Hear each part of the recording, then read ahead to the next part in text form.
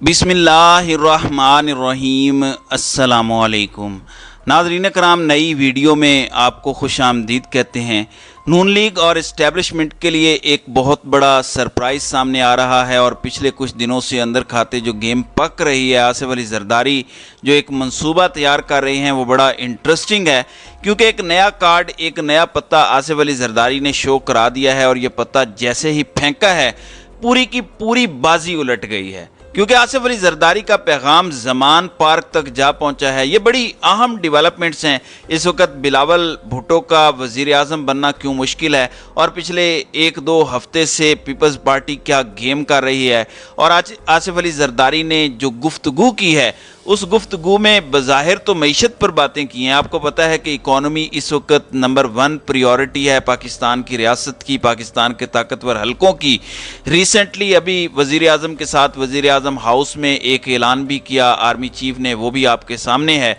पाकिस्तान को एक डायरेक्शन में ले जाने के लिए, इकोनॉमिकली पाकिस्तान को एक मुआशी ताकत बनाने के लिए कुछ चीज़ों पर कंसेंसस हुआ है और ये 2035 तक का मंसूबा भी है, लेकिन अब आपने ज़रा सियासत समझनी है।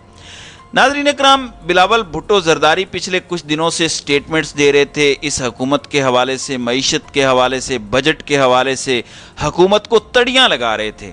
आज बिलावल ने अचानक अपना पैंतरा बदला है और कहा है कि बाकी सब के लिए तो डार साहिब हैं, लेकिन मेरे लिए तो अंकल डार साहिब हैं।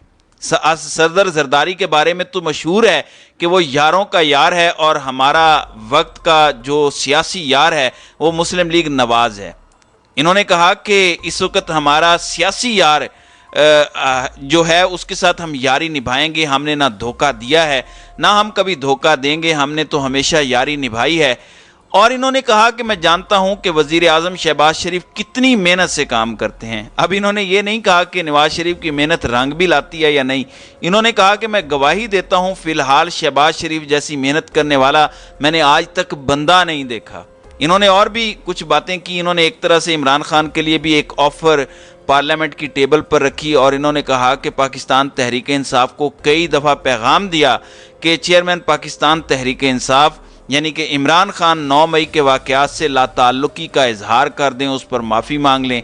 इस लीडर ने बात नहीं मानी और इमरान खान ने पार्टी को बंद गली में धकेला। यानी एक जानिब बंद गली में धकेलने की बात तो कर रहे हैं, लेकिन दूसरी जानिब ये सब कुछ कह रहे हैं कि लाताल्लुकी का इजहार कर दें। इसके साथ ही इन्होंने कहा कि अदलिया कानून की बालादस्ती को कायम करे। दूसरी जानिब आसिफ जरदारी ने एक गुफ्तगू किया। मैं पहले गुफ्तगू आपके सामने रखूंगा, फिर उस पर एनालिसिस करूंगा और आपने डॉट्स कनेक्ट करने हैं। आसिफ जरदारी का कहना है कि मैंने किसी को धोखा नहीं दिया और मुस्लिम लीग नून को कभी धोखा नहीं दूंगा। All Pakistan textile mills association Gauhar Ejaz के हमरा प्रेस कॉन्फ्रेंस करते हुए आसिफ जरदारी का कहना था कि मुझे अभी पता नहीं कि IMF हमें पैसा देता है या नहीं, लेकिन मेरे ख्याल से 2 अरब डॉलर की चीनी है, इसको एक्सपोर्ट किया जाए। इन्होंने कहा कि मैं अपने नज़रियात और कारोबारी पॉलिसी से पैसे कमाता हूँ। किसी भारतीय ने कहा कि जरदारी साहब ने $100 बिलियन का भंड मारा है। ये हम करके दिखाएंगे, भंड नहीं मारेंगे, मैं सनद के साथ खड़ा हूँ। फिर ये कहते हैं कि मेरी फैमिली और कुछ सियासी खानदानों के अमीर होने से कुछ नहीं होगा।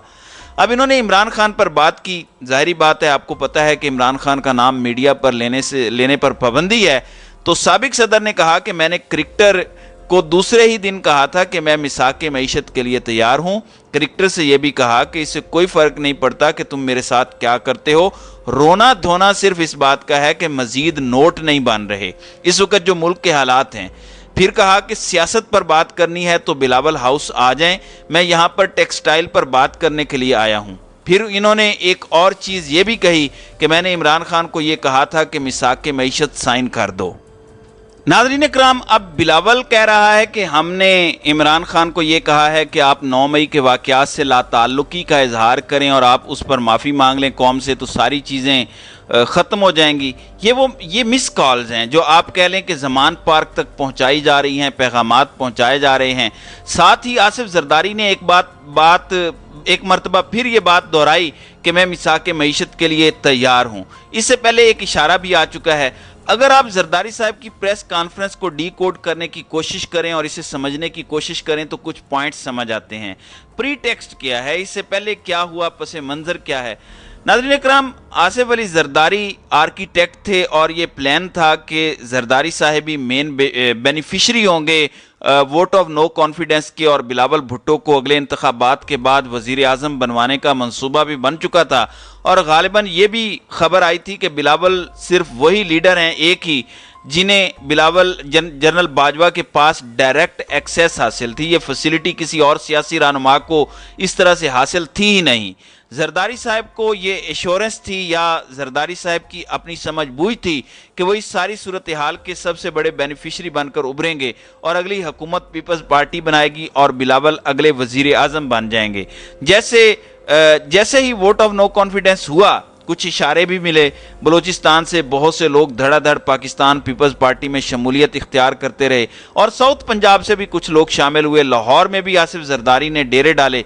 अभी तक वो कोशिशें कर रहे हैं, लेकिन इन कोशिशों के अंदर जो कामयाबियां मिल रही थी गुज़श्ता 2-3 महीने के अंदर, वो कामयाबियां अब उस तरह से नहीं मिली और यूं लग रहा है कि आहिस्ता आहिस्ता चीज़ें कन्वर्ट होती गईं।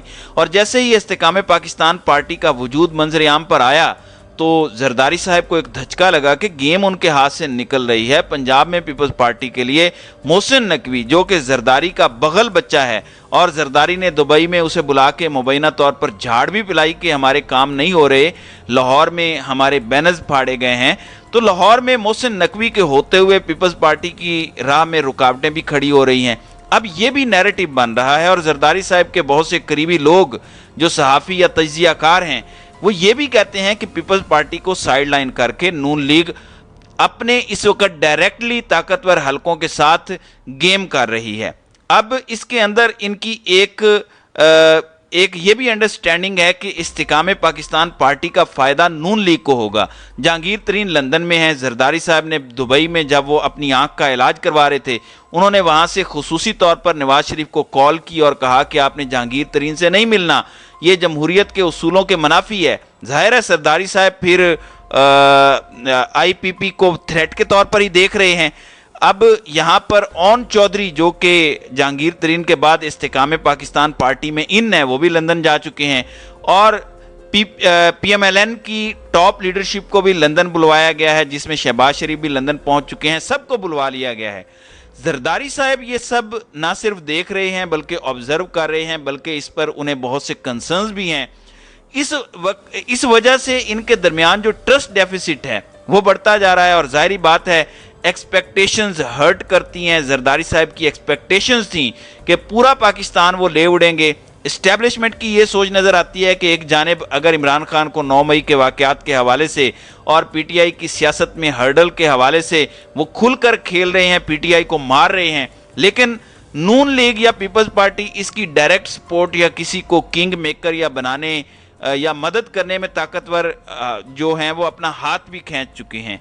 इस्टेब्लिशमेंट की सोच ये नज़र आ रही है कि सिंध और बलूचिस्तान तो शायद पीपल्स पार्टी को किसी तरीके से मिल जाए, लेकिन पूरा पाकिस्तान और पूरा पंजाब किसी भी सूरत पीपल्स पार्टी को नहीं मिलेगा। इसीलिए पिछले कुछ दिनों के अंदर आपने पीपल्स पार्टी की फ्रस्ट्रेशन भी देखी, बिलावल भुट्टो की स्टेटमेंट्स भी देखी, हर्डल्स भी क्रिएट करने की कोशिश की गई। अब जरदारी साहब ने एक नया कार्ड खेला है और चार्टर ऑफ डेमोक्रेसी का कार्ड खेलकर और खान साहब का फिर से जिक्र करके इमरान खान को एक और मिस कॉल दी है। और हो सकता है कि आसिफ अली जरदारी PTI के साथ बैकडोर कोई गेम चलाना चाह रहे हों या फिर PTI के साथ बैकडोर गेम चलाने का नैरेटिव बना के अपना उल्लू कहीं और सीधा करना चाह रहे हों, उन्हें एक मैसेज देना चाह रहे हों कि मैं ये भी कर सकता हूं। तो नदीम अफजल चंद ने भी 2 बातें की थी। एक तो उन्होंने कहा कि पंजाब में प्री पोल रिगिंग हो रही है। अब ये बात पीपल्स पार्टी कर रही है, जिन्होंने आज़ाद जम्मू कश्मीर के इलेक्शन में क्या किया, कराची मेयर का इलेक्शन किस तरह से करवाया। असल में सहूलतकारी तो हो रही है, लेकिन इन्हें सहूलतकारी पक्की वाली चाहिए, ऐसी कि बस तबाहियां फिर जाएं। इसी वजह से ट्रस्ट डेफिसिट है, क्योंकि ये चाहते हैं कि हमारे सारे काम हों, हर तरीके से हों और उल्टी गंगा बहे। फिर एक और बात भी चंद साहब ने की कि पीपल्स पार्टी में और जो PTI में पीपल्स पार्टी का जो पुराना कारकुन है वो गया है और PTI के साथ इत्तेहाद बन सकता है, इसको रूल आउट नहीं किया गया। क्या ऐसा खुलकर जरदारी साहब करेंगे?